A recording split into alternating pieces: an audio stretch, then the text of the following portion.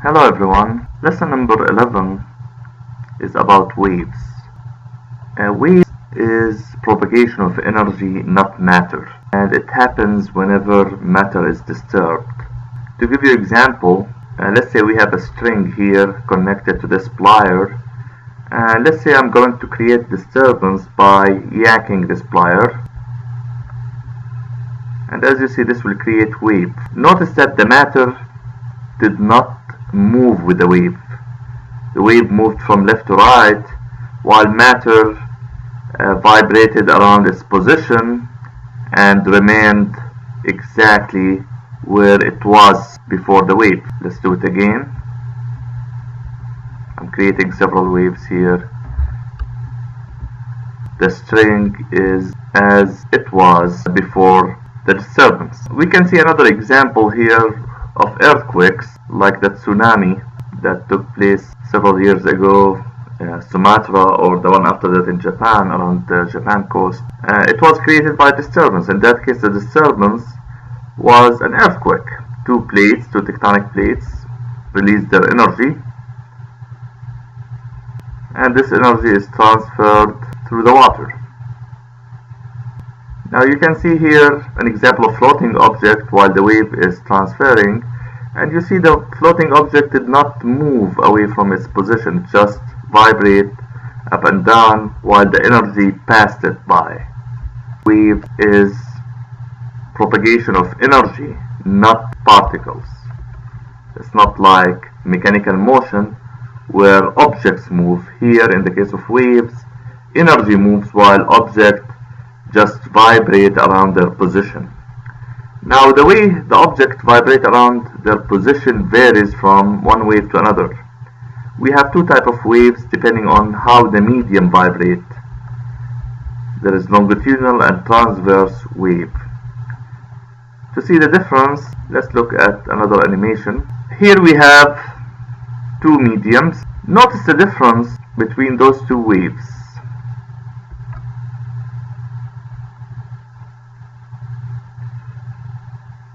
The difference is based upon how the medium moves. Observe here on the top how the dots move compared to the motion of the waves. In both cases, the wave is going from left to right.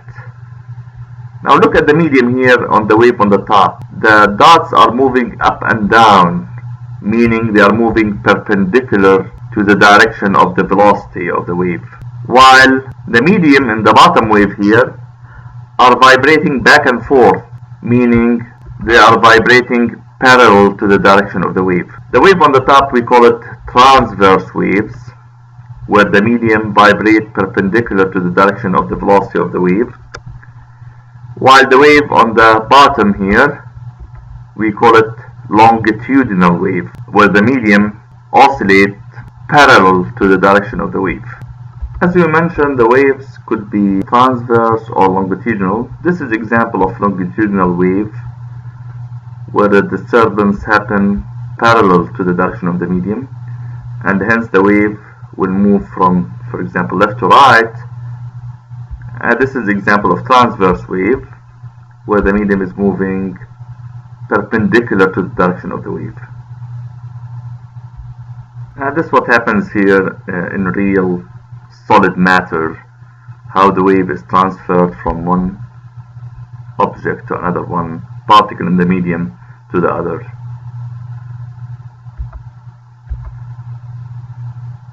As you see, this is longitudinal wave, like sound, which is longitudinal wave. The way sound transfer from one medium to another is through the vibration of our vocal cord that will be carried, as this animation shows, through the air, compression and refraction mainly. For every wave, there are certain characteristics. One of them is the amplitude of the wave, which is basically the size of the disturbance, as you see here. This is called the amplitude, and it's related to the intensity.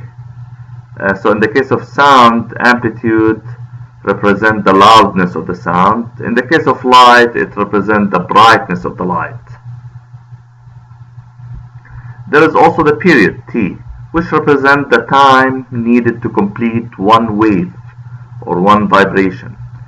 And the inverse of the period is the frequency. Frequency is basically the number of vibrations per second. That's the frequency.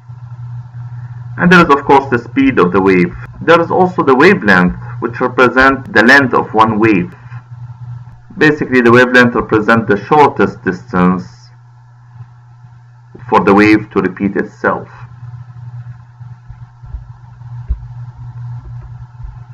And since the velocity is distance over time, so the velocity will be basically the wavelength divided by the period, or the wavelength times the frequency, since the frequency is the inverse of the period. And this is a very important equation in the waves. The speed of any wave is equal to the frequency times the wavelength of that wave. Of course, the bigger the frequency, the smaller the wavelength, and vice versa if the velocity is constant. So wavelength and frequency are inversely proportional. At the same case here with transverse waves.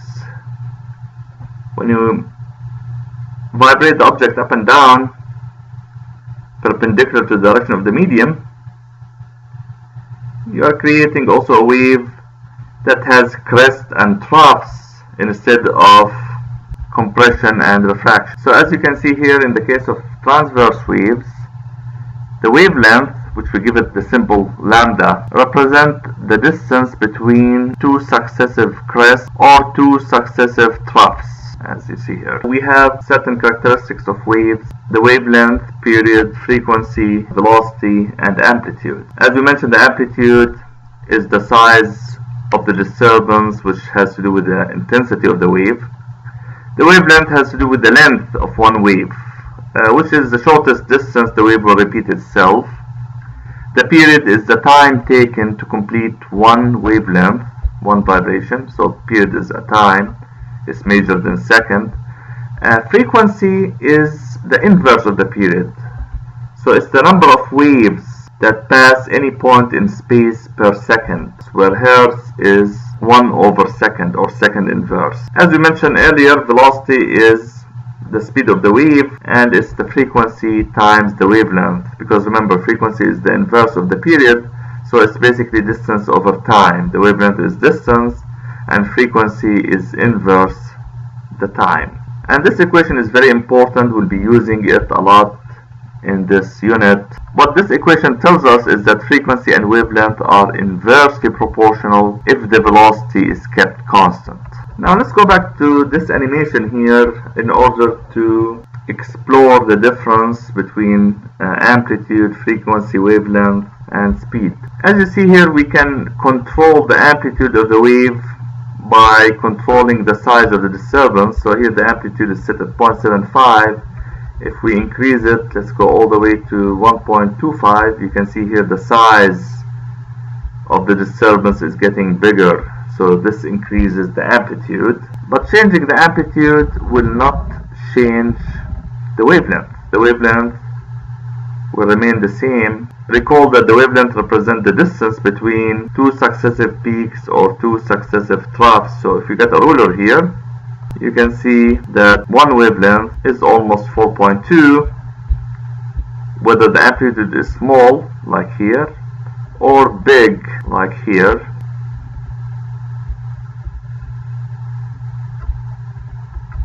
You can see here when we stop it and measure the wavelength, it's still the same value, around 4.2. So changing the amplitude does not alter the wavelength or the frequency. Now if you alter the frequency, let's say for example the frequency right now is 1.5 and the wavelength is around 4.2, let's go ahead and set the frequency at 3 Hertz. So we double the frequency. Let's see what will happen to the wavelength. Let's go ahead and play it. And now we'll pause at a certain point. Notice here the wavelength is getting shorter. So now if we measure the wavelength, which is the distance between two successive peaks, you can see the wavelength went from 4.2 to around 2.1. So when we double the frequency from 1.5 Hertz to 3 Hertz, the wavelength was cut by 1/2. It changed from 4.2 centimeters to 2.1 centimeter. That frequency and wavelength are inversely proportional. When you double the frequency, the wavelength will be cut by 1/2. If you triple the frequency, the wavelength will be cut by 1/3, and so on. So frequency, as you see, represents the number of waves per time, how many waves. And the higher the frequency, the more waves are moving through the space per second. Frequency usually represents the ability of the wave to penetrate, and hence it is indication of the energy of the wave. Like in the case of sound, it represents the pitch or the tone of the sound. The sharper the tone, the higher the frequency. In the case of light, it represents the ability of the light to penetrate. So X-ray, for example, has higher frequency than visible light, and visible light has higher energy than IR. Electromagnetic waves are type of waves that are transverse, and it represents all the light, starting from radio waves and passing through microwaves, infrared, visible light, UV, ultraviolet, X-ray, and gamma rays. All those are type of electromagnetic waves, and they differ in the way they are generated and detected, and as a result they have different frequencies and wavelengths. You can see here the scale of their frequency from the lowest to the highest in frequency. The reason we call them electromagnetic waves because they propagate in the space in the form of vibration of electric and magnetic field. E for electric, B for magnetic field. You can see here an animation on how the electric and magnetic field vibrate in the case of electromagnetic waves. They vibrate perpendicular to the direction of the velocity, and that's why it's considered transverse waves. And this, as we mentioned, include all the spectrum of the light, starting from radio waves, passing through visible light, up to gamma rays. UV has less frequency and hence shorter wavelength than the visible light, and it's from the sun. Then we have X-rays, where they have a shorter wavelength, and then gamma rays, and it has the shortest wavelength, as you see here, down to 10 to the negative 13 meters. And now if we increase the wavelength, we get back to visible light, then infrared, which is always associated with heat. It has higher wavelength than visible light. Remember that higher wavelength means less frequency. Microwaves have less frequency, higher wavelength than infrared, then radio waves that has wavelength in the size of a meter or more. And that basically constitutes all the electromagnetic spectrum from radio waves up to gamma rays when the frequency increases. And all those waves are created again by disturbance. In that case, the disturbance will be in the electromagnetic field. When basically a charge, electric charge, is disturbed, it will emit electromagnetic waves, and it will be carried through the space in the form of electromagnetic waves. Notice that the visible light is a very small portion of the spectrum, and that's the light that we can sense, that we can see. Our eyes cannot see radio waves, microwaves, IR, UV, X-rays, or gamma rays. It only detects this small segment of the whole electromagnetic spectrum, between 4.3 times 10 to the power 14 Hz to around 7.5 times 10 to the 14 Hz, compared to the whole spectrum that starts around 10 to the power 4 and goes beyond 10 to the power 20 Hz. This frequency corresponds to the wavelength, 700 nanometer to 400 nanometers. Nano is 10 to the negative 9. And as you see here, when the frequency is low, the wavelength will be longer. So the red end of the spectrum represents the low frequency and hence long wavelength, while the blue-violet region of the visible light represents the high frequency and low wavelength. Recall that frequency and wavelength are inversely proportional.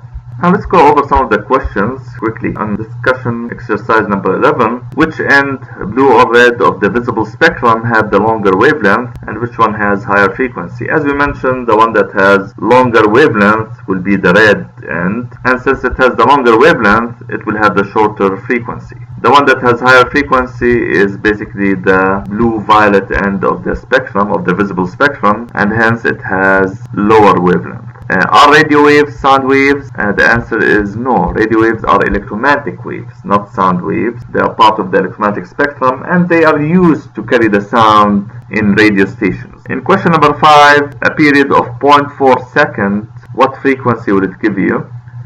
In order to find the frequency, you have to take the inverse of the period. So you have to take 1 over 0.4. In part B, what is the period given the frequency to be 5 kilohertz? In order to find the period, you have to take the inverse of the frequency. So it's 1 over 5,000 because kilo is 1,000. So you have to divide 1 by 5,000 and this will give you the period in seconds.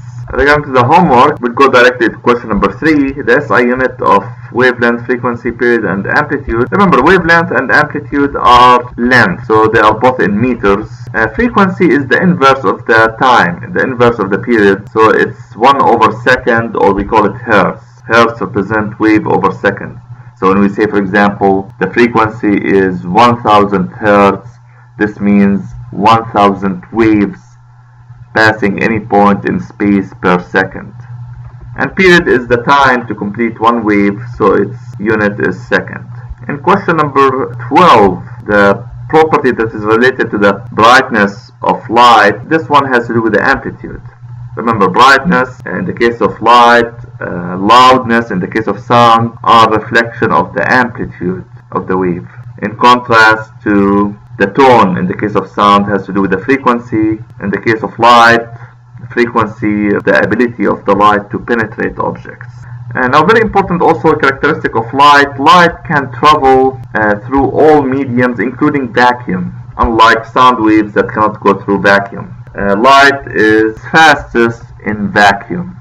The higher the density of the medium, the slower the light waves. And later in the next lesson we'll talk about the property of refraction that results from light changing their speed when they move from one medium to another medium that has different density. Okay, we'll go ahead and stop here. In the next lesson, we'll talk about the nature of light and we'll solve several exercises on the relation between frequency, wavelength, and speed. Thank you for watching.